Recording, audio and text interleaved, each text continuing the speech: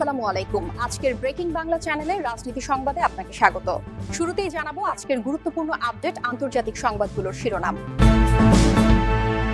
রাজধানীর বিমানবন্দর, rail station ও আগারগাঁওয়ে cocktail বিস্ফোরণ।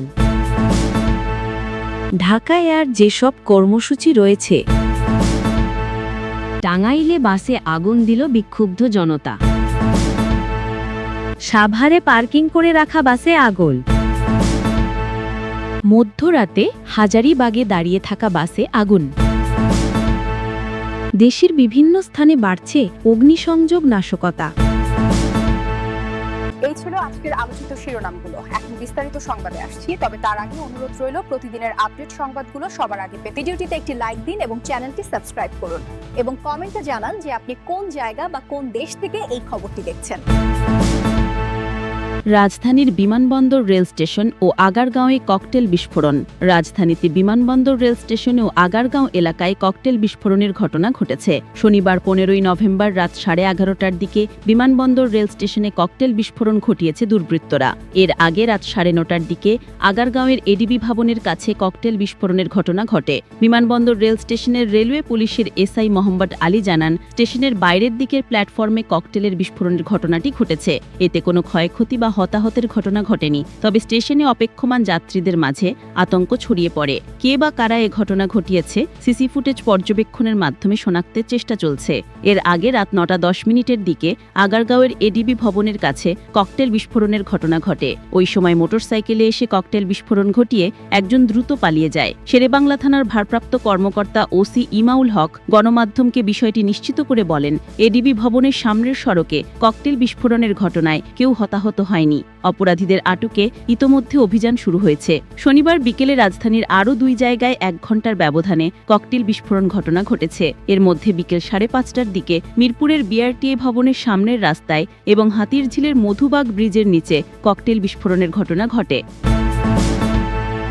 ঢাকায় আজ যেসব কর্মসূচি রয়েছে। প্রতিদিন ঢাকায় বিভিন্ন সরকারি দপ্তর, রাজনৈতিক দল ও সংগঠনের কোনো না কোনো কর্মসূচি থাকে। তাই সকালে বের হওয়ার আগে কোথায় কোন কর্মসূচি তা জেনে নেওয়া ভালো। রোববার 16 নভেম্বর দিনের শুরুতেই দেখে নিন গুরুত্বপূর্ণ কিছু কর্মসূচির তালিকা। বিএনপির কর্মসূচি সকাল 10টায় জাতীয় প্রেসক্লাবের জহুর হোসেন চৌধুরী হলে মাওলানা আব্দুল হামিদ খান ভাসানীর মৃত্যুবার্ষিকী উপলক্ষে আলোচনা সভায় প্রধান অতিথি হিসেবে উপস্থিত থাকবেন বিএনপির মহাসচিব মির্জা ফখরুল ইসলাম আলমগীর। বাংলাদেশের বিপ্লবী ওয়ার্কার্স পার্টি বেলা 11টায় সেগুনবাগিচায় কেন্দ্রীয় কার্যালয়ে বিপ্লবী ওয়ার্কার্স পার্টির সংবাদ সম্মেলন। এতে বক্তৃতা করবেন দলটির সাধারণ সম্পাদক সাইফুল হক। স্থানীয় সরকার উপদেষ্টার কর্মসূচি বেলা 11টায় রায়ের বাজার কবরস্থানে গণ অভ্যুত্থানের শহীদদের কবর জিয়ারত করবেন স্থানীয় সরকার উপদেষ্টা আসিফ মাহমুদ সজীব ভূঁইয়া। প্রাথমিক ও গণশিক্ষা উপদেষ্টার কর্মসূচি দুপুর 12টায় প্যান প্যাসিফিক সোনারগাঁও হোটেলের 12th international conference on psychiatry এর পুরস্কার বিতরণ ও সংবর্ধনা অনুষ্ঠানে প্রধান অতিথি হিসেবে যোগ দেবেন প্রাথমিক ও গণশিক্ষা উপদেষ্টা অধ্যাপক ডাক্তার বিধান রঞ্জন রায় পদ্মার। জামায়াতের কর্মসূচি দুপুর 12:30টায় মগবাজারে আলফালা মিলনায়তনে প্রেস ব্রিফিং। টাঙ্গাইলে বাসে আগুন দিল বিক্ষুব্ধ জনতা। টাঙ্গাইলের মধুপুরে বিনিময় পরিবহনের একটি বাস চাপায় জিহাদ 22 বছর নামের মোটরসাইকেল আরোহী নিহত হয়েছেন।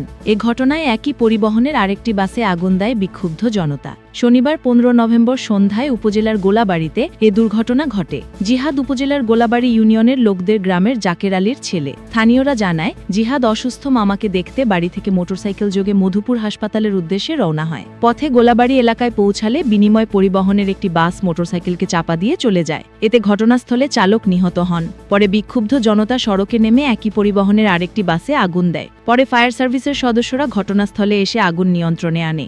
এ বিষয়ে মধুপুর থানার ভারপ্রাপ্ত কর্মকর্তা এমরানুল কবির জানান, ফায়ার সার্ভিসের সদস্যরা আগুন নিয়ন্ত্রণে এনেছে। পুলিশ ঘটনাস্থলে রয়েছে। আমাদের সময় JH। সাভারে পার্কিং করে রাখা বাসে আগুন। সাভারে সড়কের পাশে পার্কিং করে রাখা আরও একটি বাসে আগুন দেওয়ার ঘটনা ঘটেছে। এ ঘটনায় পুলিশ বাসটি জব্দ করেছে। শনিবার 15 নভেম্বর রাতে সাভারের গ্যান্ডা বাসস্ট্যান্ড এলাকায় এ ঘটনা ঘটে। বাসের মালিক জানান, বাসটি সাভারের গ্যান্ডা থেকে একটি পোশাক কারখানায় শ্রমিকদের আনা নেওয়ার কাজে ব্যবহৃত হতো। রাত 10টার দিকে সড়কের পাশে বাসটি পার্কিং করে বাসের মধ্যেই চালক ঘুমাতে যান। হঠাৎ বাসের পেছন থেকে আগুনের তাপ আঁচ করতে পেরে চালক চিৎকার করলে স্থানীয়রা এগিয়ে আসেন এবং পাশেই থাকা সাভার ফায়ার সার্ভিস সার্ভিসের কর্মীরা দ্রুত গিয়ে আগুন নিভিয়ে ফেলেন। তবে ওই সময়ের মধ্যেই বাসের পিছনের 5টি সিট পুড়ে যায়। এদিকে বাসে আগুনের খবরে ঘটনাস্থলে ছুটে যায় সাভার মডেল থানা ও হাইওয়ে থানা পুলিশ। সাভার ফায়ার স্টেশনের senior station manager Jahangir Alam জানান, গ্যান্ডা এলাকায় বাসে অগ্নিকাণ্ডের খবর আসে। পরে ফায়ার সার্ভিসের 2টি ইউনিট ঘটনাস্থলে গিয়ে আগুন নিয়ন্ত্রণে আনে। কিভাবে বাসে আগুন লেগেছে তা তদন্তের মাধ্যমে জানা যাবে বলে জানান ফায়ার সার্ভিসের এই কর্মকর্তা। সাভার হাইওয়ে থানার ইনচার্জ সালেহ আহমেদ বলেন, পুলিশ খবর পেয়ে ঘটনাস্থল পরিদর্শন করেছে। মূলত বাসের পেছনের অংশে অগ্নিকাণ্ড ঘটেছে। কিভাবে বাসে আগুন লেগেছে তা খতিয়ে দেখা হচ্ছে। প্রসঙ্গত, জুলাই গণ অভ্যুত্থানে সংঘটিত মানবতা বিরোধী অপরাধের মামলায় ক্ষমতাচ্যুত প্রধানমন্ত্রী শেখ হাসিনা সহ 3 আসামির রায়ের তারিখ ঘোষণা করা হবে সোমবার 17 নভেম্বর। এই রায়কে কেন্দ্র করে 16 ও 17 নভেম্বর বাংলাদেশ অচল করার ডাক দিয়েছে কার্যক্রম নিষিদ্ধ আওয়ামী লীগ। এর আগে রায়ের তারিখ ঘোষণাকে কেন্দ্র করে সাভারের আশুলিয়ায় একটি পিকআপ ভ্যান ও 2টি বাসে আগুন দেয় দুর্বৃত্তরা। আমাদের সময় আর মধ্যরাতে হাজারীবাগে দাঁড়িয়ে থাকা বাসে আগুন। রাজধানীর হাজারীবাগে দাঁড়িয়ে থাকা একটি বাসে আগুন দিয়েছে দুর্বৃত্তরা। খবর পেয়ে ফায়ার সার্ভিসের 2টি ইউনিট ঘটনাস্থলে পৌঁছে আগুন নিয়ন্ত্রণে কাজ করে। শনিবার 15 নভেম্বর মধ্যরাত 11:55 হাজারীবাগের বেরিবাদ সরকারি কলেজের সামনে এ ঘটনা ঘটে। বিষয়টি নিশ্চিত করে ফায়ার সার্ভিস নিয়ন্ত্রণ কক্ষের ডিউটি অফিসার রাকিবুল হাসান বলেন, খবর পেয়ে ফায়ার সার্ভিসের 2টি ইউনিট ঘটনাস্থলে পৌঁছে আগুন নিয়ন্ত্রণে আনে। তবে আগুনে ক্ষয়ক্ষতির পরিমাণ ও কারণ জানাতে পারেনি ফায়ার সার্ভিসের এই কর্মকর্তা। এর আগে শনিবার সন্ধ্যা 6টার দিকে হাতিরঝিল মধুবাগ সেতুতে ককটেল বিস্ফোরণের ঘটনা ঘটে। এতে ঘটনাস্থলে থাকা একটি মোটরসাইকেলে আগুন ধরে যায়। এরপর রাত 8:30টার দিকে আগারগাঁও এশীয় উন্নয়ন ব্যাংকের এডিবির সামনে ককটেল বিস্ফোরণের ঘটনা ঘটে।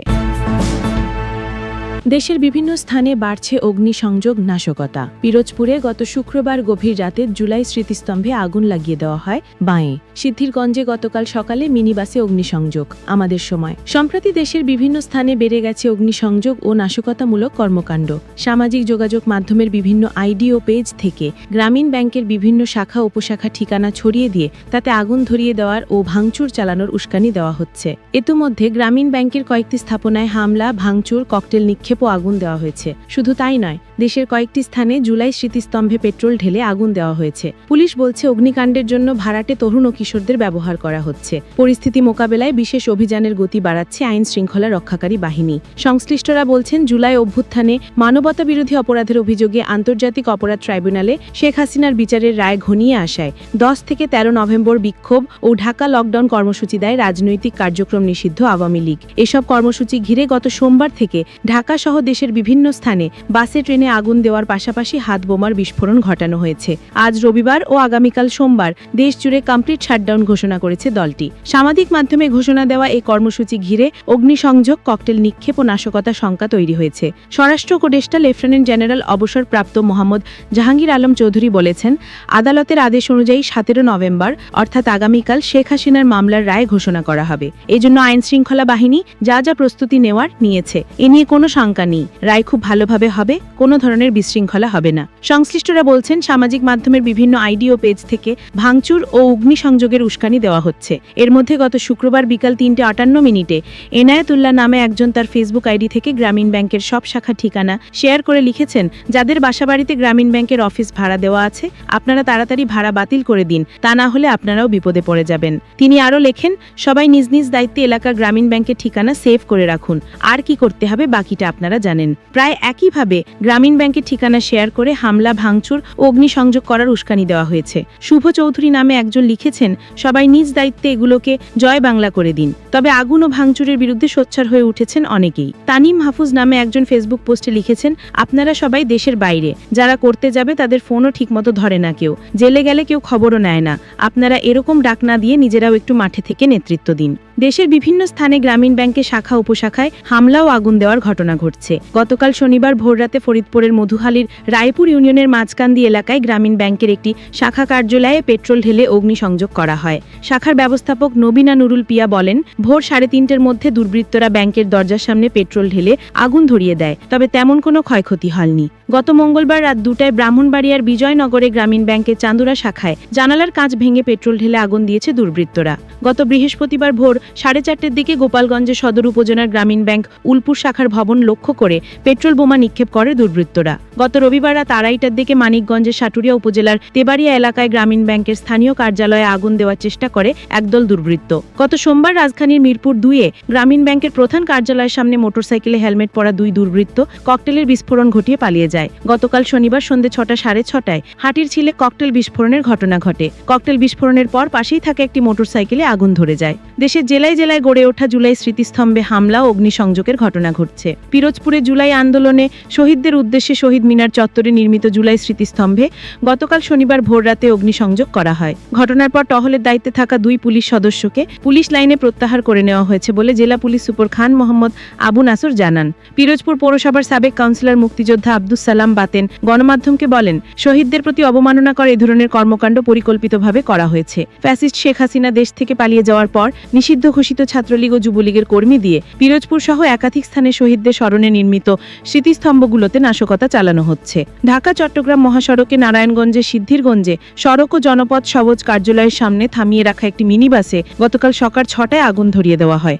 এ বিষয়ে সিদ্ধিরগঞ্জ থানার অফিসার ইনচার্জ শাহিনুর আলম জানান, বাসটি শুক্রবার রাতে চালক সেখানে রেখে চলে যান। পরে শনিবার সকালে বাসটিতে হঠাৎ আগুন দেখলে লোকাল লোকজন ও ফায়ার সার্ভিসের সদস্যরা দ্রুত ঘটনাস্থলে পৌঁছে আগুন নিয়ন্ত্রণে আনেন। অগ্নিকাণ্ডে বাসের সিট ও কাঁচ পুড়ে গেল, কোনো প্রাণহানি ঘটেনি। গত বৃহস্পতিবার রাত 1:15টায় বরগুনা সার্কিট হাউস এবং মুক্তিযুদ্ধের শহীদ স্মৃতিস্তম্ভ সংলগ্ন জুলাই স্মৃতিস্তম্ভে আগুন দেওয়ার ঘটনা ঘটে। এছাড়া পটুয়াখালীতেও জুলাই স্মৃতিস্তম্ভে আগুন দেওয়ার ঘটনা ঘটেছে। গত শুক্রবার ভোরে জেলার সার্কিট হাউস সংলগ্ন দক্ষিণ পাশে স্থাপিত এই স্মৃতিস্তম্ভে আগুন দেয় দুর্বৃত্তরা। আইন শৃঙ্খলা বাহিনীর পক্ষ থেকে বলা হচ্ছে, অগ্নি সন্ত্রাস প্রতিরোধ ও নাশকতাকারীদের দমনে পুলিশ কঠোর অবস্থানে আছে। সারা দেশে বিশেষ অভিযানে প্রতিদিন 1000-এর বেশি চিহ্নিত অপরাধী গ্রেফতার করা হচ্ছে। গতকাল শনিবার ঢাকা থেকে কেন্দ্রীয় কমিটির সহ সম্পাদক বাবলুর রহমান সহ কার্যক্রম নিষিদ্ধ আওয়ামী লীগ যুবলীগের আরও 4 নেতাকর্মীকে গ্রেফতার করেছে ঢাকা মহানগর গোয়েন্দা পুলিশ ডিবি। ঢাকার পাশাপাশি বাইরের জেলাগুলোতে অভিযান জোরদার করা হয়েছে। কুড়িগ্রাম জেলা পুলিশ জানিয়েছে, নাশকতা ও সহিংস কর্মকাণ্ডে জড়িত থাকার অভিযোগে বিশেষ অভিযানে শুক্রবার 11 জনকে গ্রেফতার করা হয়েছে। আর গত 4 দিনের ধারাবাহিক অভিযানে 62 জনকে গ্রেফতার করেছে জেলা পুলিশ। কুড়িগ্রাম জেলা পুলিশের মিডিয়া অফিসার ও উলিপুর সার্কেলের অতিরিক্ত সুপার পুলিশ মোহাম্মদ আশরাফুল আলম বলেছেন, কুড়িগ্রাম জেলার বিভিন্ন থানায় নাশকতা ও সহিংসা কাণ্ডের অভিযোগে বিশেষ অভিযান চালানো হচ্ছে। আইন শৃঙ্খলা পরিস্থিতি স্বাভাবিক রাখতে এই অভিযান অব্যাহত থাকবে। অগ্নিকাণ্ডে ভাড়াটে কিশোর তরুণ। কার্যক্রম নিষিদ্ধ আওয়ামী লীগের বিভিন্ন কর্মসূচি ঘিরে গাড়িতে আগুন ও ককটেল নিক্ষেপে ভাড়াটে কিশোর তরুণদের ব্যবহার করার অভিযোগ আছে। তাদের কোনো রাজনৈতিক সংশ্লিষ্টতা নেই, শুধু অর্থের জন্য নাশকতায় অংশ নিচ্ছে। এর মধ্যে গত বৃহস্পতিবার রাত 10:30টার দিকে শাহ আলী থানাধীন মিরপুর বেরিবাঁধ সড়কের পাশে রাখা একটি বাসে আগুন দেওয়ার সময় লোকাল লোকজন ধাওয়া দিলে তুরাগ নদে পড়ে মারা যান আব্দুল্লাহ আল সাইয়াফ নামে এক তরুণ। এই সময় ধরা পড়েন রুদ্র মোহাম্মদ নাহিয়ান আমির সানি নামে আরেক তরুণ।